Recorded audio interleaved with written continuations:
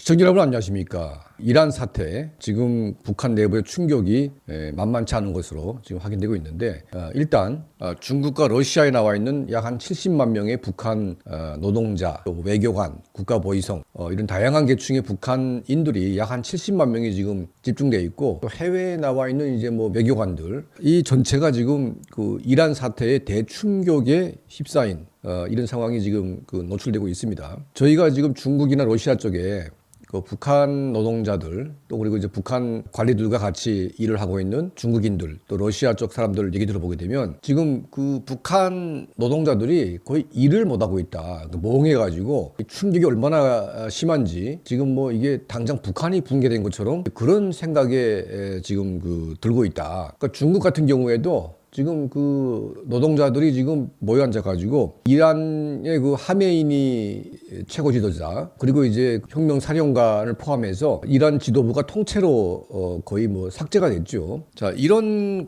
것에 대한 지금 반응이 지금 엄청나게 뜨겁다는 겁니다. 그러니까 모여 앉아가지고 그 얘기만 하고 있는데, 이게 뭐냐면 북한 주민들에게 이란과 같은 이런 상황이 북한에도 임박했다는 그런 약간 강력한 메시지, 희망, 이게 지금 전달되고 있는 겁니다. 그러니까 예전의 어떤 사건들하고 비교해 봤을 때 이란 사태는 지금 직접적으로 북한과 굉장히 지금 긴밀하게, 그러니까 다음 순서는 북한이라는 그런 공감대가 형성이 되고 있습니다. 물론 이제 시간이 지나면 북한 내부에도 이제 이런 소식이 들어가겠죠. 당장은 해외 나가 있는 이제 북한의 노동자들, 외교관들, 또 이제 보위부 요원들, 무역 관계자들, 이런 사람들이 먼저 이제 알게 되겠죠. 자, 특히 지금 해외 노동자가 결집된 러시아와 중국에는 거의 뭐 한 70만 명의 북한인들이 나와 있습니다. 지금 그 러시아 같은 경우에는 웬만한 그 뉴스를 보고 있습니다. 그러니까 이제 관리자들이 휴대폰이 있고 또 이제 TV를 틀게 되면 나오기 때문에 이걸 감추기가 힘듭니다. 중국도 뭐 다 통제하고 있지만 함께 일하는 중국인들이 이제 이런저런 얘기를 하면서 이란 사태가 이제 확 퍼지는 거죠. 그러니까 북한 내부의 통제하고는 비교가 안 될 만큼 이 소식이 빨리 전달되기 때문에 굉장히 이제 충격이 클 수밖에 없습니다. 자, 북한이 뭐 봉쇄돼 있고 고립돼 있고, 그리고 외부의 충격이 뭐 북한 내부에는 별로 와닿지 않는 것으로 우리는 보일 수 있지만, 겉으로 그냥 안 보이게 할 뿐이지 실질적으로는 엄청난 충격파가 오게 돼 있습니다. 제가 북한에 있을 때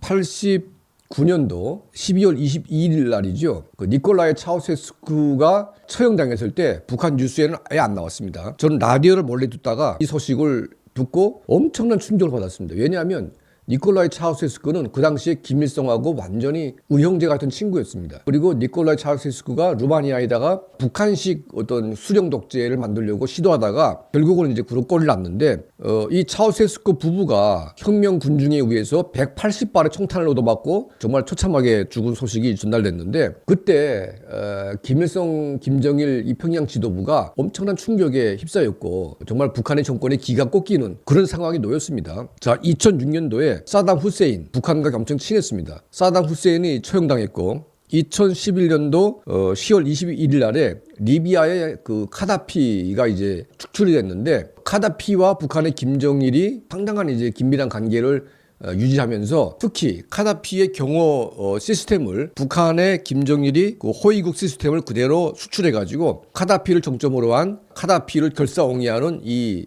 경호 시스템, 이 노하우를 북한이 그대로 전수를 했습니다. 그리고 북한의 무관들이 리비아로 대거 파견돼가지고 카다피를 옹이하는 이제 그런 그 시스템을 만들었는데, 자, 이런 관계 속에서 카다피는 북한 정권과 상당히 긴밀한 연계를 가지고 있었습니다. 자, 아무리 경호 시스템이 또 완벽하게 작동이 돼도 그냥 이제 뭐 외부 공격에 의해서 한 방에 날아갔고 카다피는 비참한 최후를 맞이했습니다. 그때도 이제 북한이 엄청난 충격을 받았죠. 자, 올해 들어서 연속된 충격입니다.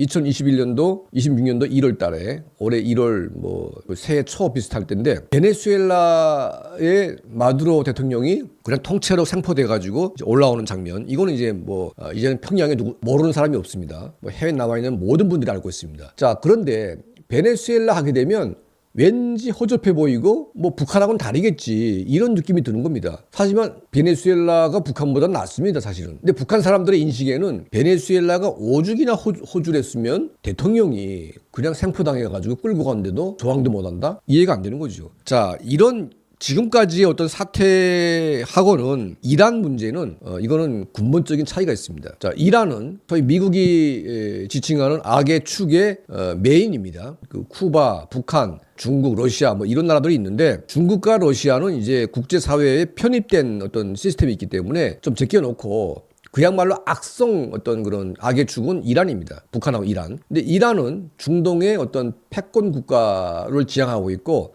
이제 핵무기를 거의 만들려고 지금 생각을 하고 있지 않습니까? 자, 원유가 나옵니다. 그리고 러시아와 중국이 이란에 지속적인 군사 지원을 하고 있습니다. 그리고 이란 자체에 개발한 그 이 소형 드론들 이게 상당한 수준에 올라와 있죠. 이런 이제 군사 강국 이란이 미국의 공격을 막아내기는커녕 공격 하루 만에 최고 지도자와 그 수뇌부 한 48명인가 50명이 한꺼번에 이제 몰살 당하는 자 이런 사태가 이제 벌어졌기 때문에 이거는 북한 정권하고 바로 이제 오버랩이 되는 겁니다. 해외 나가 있는 북한 노동자들이 정말 이 지긋지긋한 노예 생활 뭐 일을 해도 월급도 못 받고 오로지 김정은 일가를 위해서 온 전체 인민이 피와 땀을 짜여내가지고 정말 이제 말라 죽는 이런 지긋지긋한 구조에 대해서 사람들이 왜 생각을 안 하겠습니까? 누구나 생각을 하고 있고 누구나 지금 분노하고 있는데 희망이 없어요.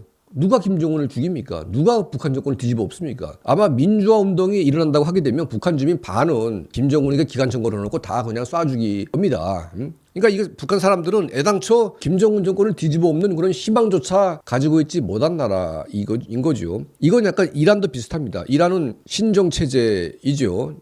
이제 극단주의 이슬람주의의 종교 지도자가 국가 최고 원수가 돼가지고 모든 국정을 관여하는데 소위 그 신의 대리인격으로 하메니가 이제 그 임명이 되지 않았습니까? 자, 북한의 김정은도 신의 대리인입니다. 거의 신격화되어 있고 그리고 이제 김일성, 김정일, 김정은 이 3대 수령은 거의 뭐 신과 맞먹는 그런 나라이기 때문에 신종 국가끼리의 어떤 공통점 그리고 반미 공통점 그리고 국민을 완벽하게 통제하려고 하는 잔혹한 독재 시스템의 공통점. 자, 이런 것들이 맞물리다 보니까 어느 한 축이 무너지면 어느 한 축은 굉장히 외롭게 되거나 굉장히 이제 공포스러워질 수밖에 없는 뭐 그런 이제 한계점에 있는 거 아니겠습니까? 북한 주민들도 이 보고 있습니다. 베네수엘라 사태를 보면서 미국이 야, 저게 얼마나 대단한 나라이면 저렇게 한 나라의 대통령을 그냥 무법도시 그냥 뽑아가지고 그냥 가져간다? 와, 이게 가능한가? 자, 이란을 때린다고 하는데 이란은 다르겠지. 근데 지난번에 나탄주를 포함한 이란의 핵기지를 갖다가 폭격을 하는데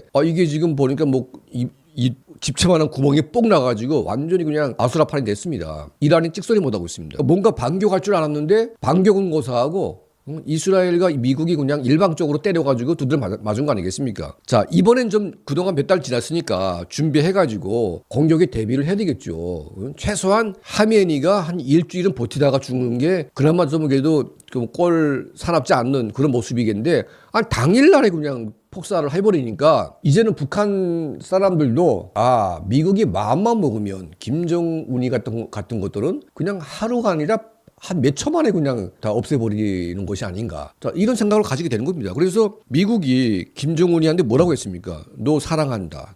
너 뭐 스마트 가이다. 뭐 우리 뭐 연애 편지 쓰듯이 막 이렇게 얘기를 했는데 자, 이게 약간 이제 걔를 갖다가 이제 뭔가 잡아 적치기 전에 늘 트럼프가 쓰는 수사오라는 거죠. 좋게 얘기했다가 그냥 갑자기 돌변해가지고 때리는 거 아니겠습니까? 그러면 이제 이란하고 이제 회담을 하면서 마치 회담을 하니까 때리는 거하고는 거리가 멀지 않겠냐 이런 겁니다. 근데 이 회담을 하는 거는 시간을 주는 겁니다. 시간을 주기도 하고 시간을 또 벌기도 하는 거죠, 미국이. 그래서 이제 때리려고 마음 먹고 시간을 본다. 그래서 이제 쭉 들어가가지고 때린 건데 자, 왜 북한을 먼저 안 때리고 이란 때리냐, 베네수엘라 왜 때리냐, 이거는 순서가 있겠죠. 그리고 북한은 중국과 러시아가 붙어 있기 때문에 복잡한 지정학적 어떤 그런 위치가 있는 겁니다. 그래서 북한을 제거하려면 중국과 러시아와의 어떤 협의가 있어야 됩니다. 특히 중국과의 어떤 그런 딜이 있어야만 북한을 이제 변경시킬 때 중국이나 러시아의 간섭 없이 이걸 할 수가 있는 거 아니겠습니까? 저기 이란은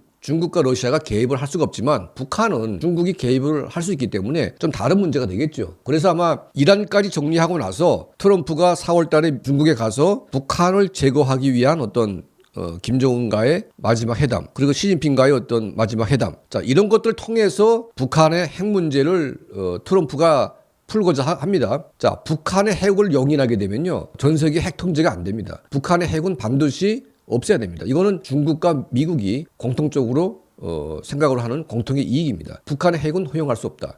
다만 북한의 김정은 정권을 어떻게 변경해서 누구 주도로 북한을 변화시킬 것인가. 이거는 이제 서로의 의견이 있는 거죠. 자, 트럼프는 북한의 핵을 없애고 북한의 김정은 지도부가 뭐 친중이 되든 뭐 친한이 되든 그건 뭐 개의치 않는 겁니다. 그냥 바뀌고 핵만 없애면 일단은 북한 문제는 해결된 거 아니겠습니까? 자, 이 문제는 앞으로 저희가 좀 더 이제 심도 있게 분석을 좀 할 필요가 있습니다. 자, 일단은 해외에 나가 있는 북한 70만 북한 주민들이 이란 사태에 대해서 지금 엄청난 충격을 받고 이거는 이제 북한과 아주 멀지 않은 어떤 시간의 어떤 공간의 문제이기 때문에 가까운 시일 내에 북한에서 이런 일이 벌어질 가능성이 매우 높다는 것을 사람들이 인식을 하기 시작했다. 그래서 이제 김정은 정권이 두려움에 떨 수밖에 없고 이걸 이제 막지 못하면 북한 정권도 정말이 그냥 때리지 않아도 그냥 무너질 수밖에 없는 그런 상태가 될 수가 있는 겁니다. 자, 아무리 통제해도 아무리 막아도 진실은 막을 수 없습니다. 그래서 우리가 이 북한 문제 이번에 이제 이란 문제가 터지면서 상당히 이제 급박하게 돌아가고 있는데 우리 강철한 TV는 이런 이란 사태, 북한 내부의 문제, 중국 관계, 러시아 이런 복합적인 문제들을 저희가 좀 더 심층적인 취재를 통해서 분석과 함께 여러분께 또 말씀해 올리겠습니다. 자, 저희 채널을 항상 시청해 주시고 또 도움을 주시는 우리 모든 분들께 늘 진심으로 감사드립니다.